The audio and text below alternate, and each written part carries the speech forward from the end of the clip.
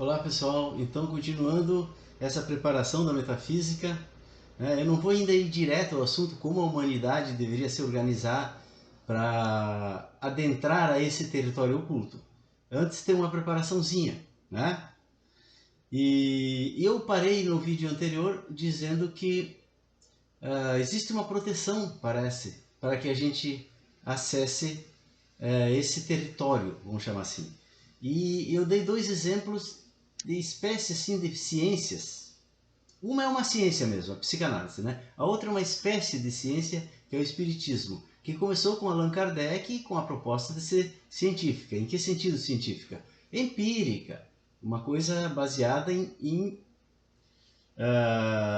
métodos empíricos e intersubjetivos, ou seja, que qualquer um poderia fazer, como é a ciência, né? E a psicanálise se propõe ser uma ciência, mas ambas lidam com esse território oculto. Uma dá o nome de inconsciente, outra dá o nome de universo dos espíritos, digamos, né? Mundo dos espíritos. Mas enfim, é o mesmo território, digamos assim, tá? E ambas tiveram dificuldades de ir adiante. Começaram com grandes progressos, mas depois pararam. E ambas, apesar que o pessoal da psicanálise não vai gostar de eu dizer isso, mas eu devo dizer, ambas são territórios de mistificação, ambas. Tanto a psicanálise como o espiritismo. É fácil você fazer de médium, né? Dizer isso, aquilo. E também é fácil você fazer, né, de Freud, né? Às vezes a pessoa não está sacando nada, mas ela se faz e acaba convencendo. E às vezes até funciona, né? Porque é o paciente que tem que, tu entende, mergulhar no inconsciente e descobrir coisas. E o espiritismo é a mesma coisa, mesmo que seja um charlatão, o médium, né? Às vezes funciona para o cara. Isso já dá uma amostra de como lidar com esse território. É um território que ele exige uma mistificação. Isso que nós vamos ver, tá? Mas por que tem essa proteção? É porque o ser humano ainda não está maduro, como diria o Hegel assim, os tempos não estão maduros, certo? O ser humano ainda não chegou no ponto em que ele pode abrir. E nós vamos descobrir isso. Quando eu começar a falar o que o ser humano tem que fazer, vocês vão concordar comigo que até agora ele ainda não conseguiu. Vocês me entendem? Vejam, essa proteção contra esse território está em tudo, né? Eu me lembro que quando eu lancei o meu primeiro livro, e único por enquanto, mais de um leitor me disse isso. Em especial uma leitora que eu me lembro, ela me disse o seguinte: vou te dar uma dica. Quando a gente está lendo o teu livro, a gente entra num território mágico. Só que depois a gente fecha o livro e vai fazer coisas e a gente sai. Vocês me entendem? Porque o mundo nosso, a racionalidade, ela bloqueia esse mundo mágico. Claro que tu lendo o meu livro, tu não entra para dentro do mágico mesmo, mas tu percebe uma certa magia que tem o mundo, certo?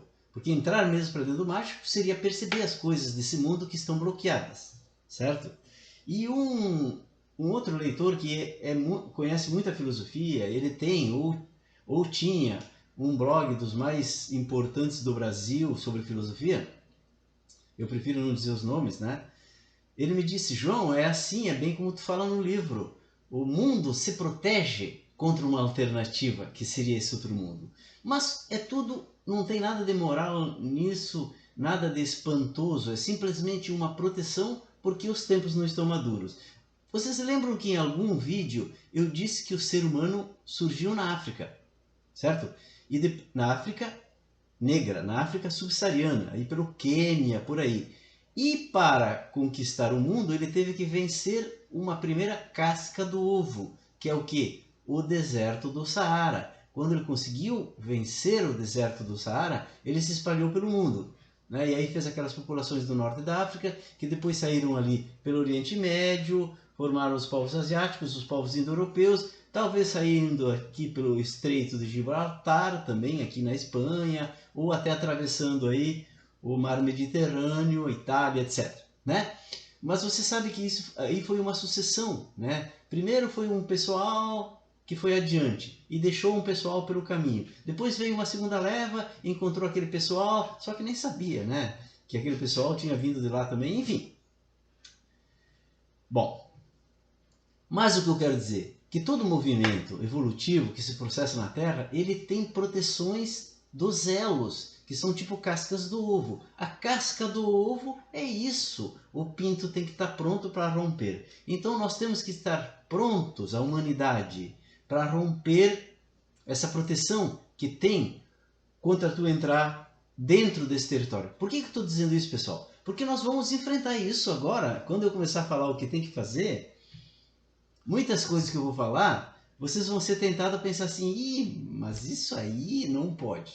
Né? Por exemplo, em especial eu digo Castaneda, porque quando eu começar a falar em Castaneda, eu já falei em alguns vídeos, mas quando eu voltar de novo, para quem nunca viu, ou para quem não lembra mais, e eu começar a falar como que o Castaneda chegou nos conteúdos que ele chegou, vocês vão dizer assim, ih, mas tu não pode basear numa coisa dessas o que a humanidade deve fazer. E eu digo, não, nos livros do Castaneda, em certo sentido, está descrito o que a humanidade tem que fazer para adentrar para dentro desse território. Vocês me entendem? Só que olhando assim, a gente dá uma conotação muito pejorativa à obra do Castaneda, se a gente olhar mesmo para o que ele fez.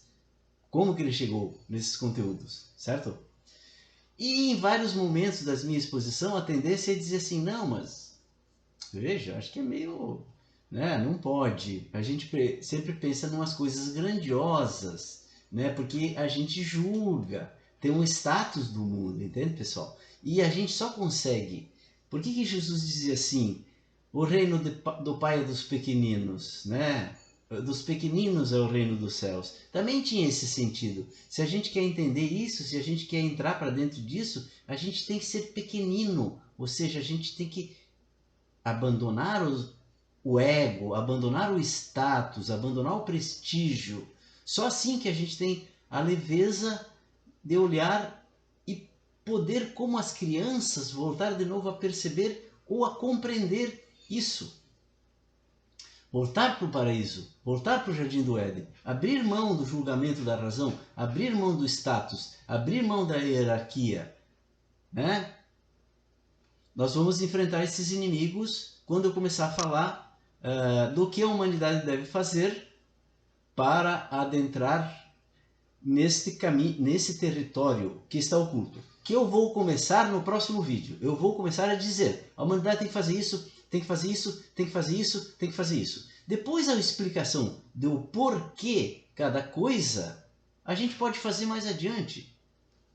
Se vocês insistirem muito, né? Porque o pessoal pede muita coisa aqui para mim, né, pessoal? O pessoal fica sempre muito aflito, esperando meus novos vídeos e pede, né, pessoal? É isso. Então tá, pessoal, um abraço, até o próximo vídeo, beijos